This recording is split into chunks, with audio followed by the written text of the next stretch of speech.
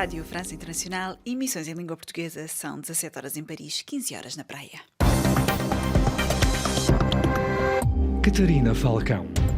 Aqui estão alguns títulos que marcam a atualidade nesta sexta-feira. O primeiro-ministro da Guiné-Bissau teme conflito diplomático com os Estados Unidos devido a avião suspeito parado na capital.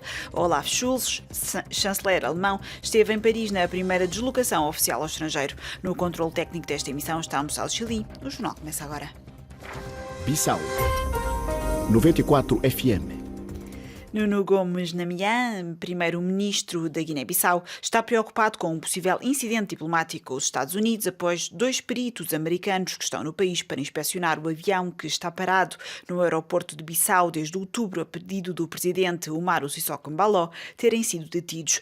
Mais detalhes com o nosso correspondente Moussa Baldé. O próprio primeiro-ministro Namian disse hoje no Parlamento que a situação poderá provocar um incidente diplomático com os Estados Unidos da América. Confirmou que 2 peritos americanos convidados pelo seu governo para virem inspecionar o avião estacionado no aeroporto de Bissau foram detidos pela Polícia Judiciária e elementos da Guarda Nacional Guineense. Foram retirados de dentro do avião da TAP quando se preparavam para voar para Lisboa. Foram levados para interrogatórios no Ministério Público e só foram postos em liberdade horas depois, já à noite dentro, a mando de um juiz de instrução criminal que considerou não existir matéria para a sua detenção. Perante os deputados que o interpelaram sobre este e outros casos de governação do país, o primeiro-ministro Namian disse que a detenção por algumas horas dos 2 peritos de aviões é uma situação grave por se tratar de agentes ligados aos serviços secretos americanos. Nuno Namian informou os deputados que, pelas informações de que dispõe de forma preliminar, o avião não transporta nem drogas e nem armas e que teria a bordo, isso sim, fardamentos militares. Disse que mandou reter o avião para averiguações porque tem informações do ministro da Justiça em como, neste momento, encontram-se na Guiné-Bissau mais de 15 toneladas de cocaína. Nuno Namian afirmou que tudo o que pretende é limpar a imagem e o nome da Guiné-Bissau para que todos fiquem a saber que o avião em causa não tem nada a ver com drogas. Moussa Baldé, Bissau, RFI.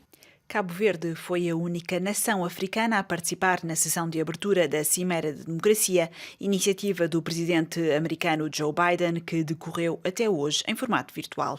Mais pormenores com Odair Santos. O primeiro-ministro Ulisses Correia Silva foi o único líder africano a participar na sessão de abertura da Cimeira para a Democracia promovida pelo presidente dos Estados Unidos, Joe Biden. Ulisses Correia Silva esteve entre os 12 líderes mundiais selecionados pelo presidente norte-americano num painel interativo onde o chefe do governo destacou a opção de Cabo Verde com a Constituição de 1992 por uma democracia liberal constitucional e comprometida com os direitos individuais e com a liberdade. Cabo Verde tem experimentado campanhas políticas pacíficas, eleições e transferência de poder em todos os níveis de governação com segurança eleitoral. Há um amplo consenso político e social de que a estabilidade e baixos riscos políticos e reputacionais são os principais ativos do país. Para além das leis e das instituições, existe nos cidadãos e na sociedade um sentimento de valorização positiva da democracia e das liberdades. Isto tem contribuído para a tranquilidade com que as eleições são realizadas em Cabo Verde. Ulisses Correia Silva disse ainda que nenhuma democracia é perfeita e que Cabo Verde está integrado num mundo globalizado com influências que existem riscos e ameaças à democracia. Por isso, segundo o chefe do governo, o principal objetivo é proteger, cuidar e aprimorar a democracia com determinação e consciência.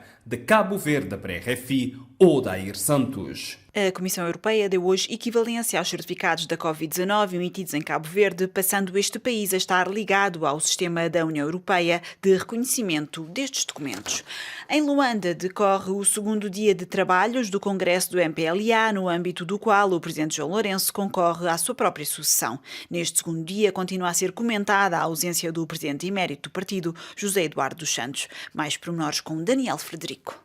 Em Luanda, no segundo dia do 8º Congresso do MPLA, partido no poder em Angola está reservado aos trabalhos internos, que no início desta noite poderá acontecer a reeleição do presidente do partido. Continua a ser questionada a ausência do presidente emérito José Eduardo dos Santos, que dirigiu este partido mais de 38 anos. João Lourenço, que concorre à sua própria sucessão, homenageou no primeiro dia altas figuras de destaque que largaram voluntariamente o Comitê Central, sem fazer menção a dos Santos, tendo-se limitado a considerar glorioso e eterno Agostinho Neto, o primeiro presidente deste partido. Julião Dino Matrosso, ex-secretário-geral do partido, minimizou a ausência e reafirma a coesão interna.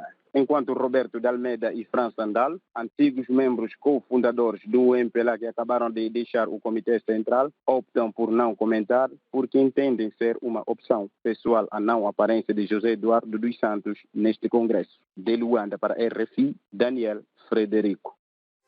São Tomé, 102.8 FM. O presidente Emmanuel Macron anunciou na quinta-feira quais serão as prioridades da França durante a presidência rotativa da União Europeia, que o país assume a partir de 1 de janeiro, por um período de 6 meses. Segundo o chefe de Estado francês, a França ambiciona fortalecer a posição da Europa no mundo. Mais detalhes com Leonardo Silva. No decurso de uma longa conferência de imprensa no Palácio do Élysée, o chefe de Estado francês afirmou estar determinado a fazer com que os 6 meses da presidência francesa do Conselho da União Europeia sejam úteis, não obstante o facto de o período coincidir com a campanha para a eleição presidencial de abril de 2022 e com as legislativas de junho do mesmo ano. Diante de uma centena de jornalistas, Emmanuel Macron defendeu a importância fundamental de reforçar a soberania europeia como apoio à soberania nacional dos Estados-membros da União Europeia. De acordo com o chefe de Estado francês, o objetivo da presidência da França nos próximos 6 meses é fazer com que a Europa evolua de uma cooperação a nível das suas fronteiras para uma Europa poderosa no plano mundial. Durante esta 13ª presidência francesa, Emmanuel Macron propõe uma reforma do quadro orçamental da União Europeia, definido atualmente pelos critérios de Maastricht, considerando que ser favorável ou não aos 3% de déficit era uma questão ultrapassada. O presidente francês realçou igualmente a necessidade de reformar o espaço Schengen de forma a enfrentar as questões migratórias. No âmbito da presidência europeia da França, Emmanuel Macron anunciou para os dias 17 e 18 de fevereiro de 2022 em Bruxelas uma cimeira União Africana-União Europeia. O novo chanceler Olaf Scholz esteve hoje em França, reservando ao país vizinho a sua primeira deslocação ao estrangeiro depois de ter sido concluído o acordo de governo entre sociais-democratas, verdes e liberais que lhe permitiu suceder a Angela Merkel. Depois de uma reunião com o presidente francês, ambos os líderes deram conta da sua convergência de posições sobre a Europa. Mais pormenores nesta reunião com Liliana Henriques. Numa altura em que se perspectiva um ano de desafios para a França, que passa a presidir rotativamente a União Europeia no primeiro semestre de 2022, enquanto a Alemanha passa a chefiar o grupo do G7 também no ano que vem, a Europa esteve no centro das conversações entre ambos os líderes. Perante um presidente francês que defende uma reflexão sobre o quadro orçamental europeu de forma a desbloquear novas capacidades financeiras para os países membros, o chefe do governo alemão considerou que o crescimento e a solidez das finanças não são incompatíveis. Nestes primeiros contactos, em que também foram abordadas questões como a crise ucraniana, a transição climática, questões sociais, o numérico ou ainda os desafios migratórios, os dois líderes deram conta de uma vontade reafirmada de reforçarem a União Europeia e consideraram esta primeira reunião como sendo construtiva. Todavia, continuou também a existir assuntos em que o consenso é menos óbvio. Para a Alemanha, uma Europa sob a forma de uma federação poderia ser um assunto de discussão, mas para a França isto continua a ser um tabu. Paralelamente, a França, que tem sido uma das grandes produtoras e defensoras da energia nuclear, preconiza que seja integrada na lista das energias verdes, abrindo o acesso a financiamentos específicos. Sobre este assunto, Scholz refere apenas que o seu país aposta no desenvolvimento de energias renováveis. César Évora vai ser homenageado esta noite no Coliseu dos Recreios, em Lisboa. Este concerto vai decorrer igualmente em São Vicente, em Cabo Verde, no domingo. Vai para Cabo Verde, para São Vicente, vai ser a primeira vez que estamos a fazer essa homenagem que já fizemos em vários países, vai ser pela primeira vez lá em São Vicente e então vamos fazer isso na Praça Nova, um show gratuito com ideia justamente de levar Cesária a essa praça onde é que ela não podia pisar os pés quando andava descalço. Era José da Silva, manager e editor de Cesária Évora, em entrevista a Luís Guita.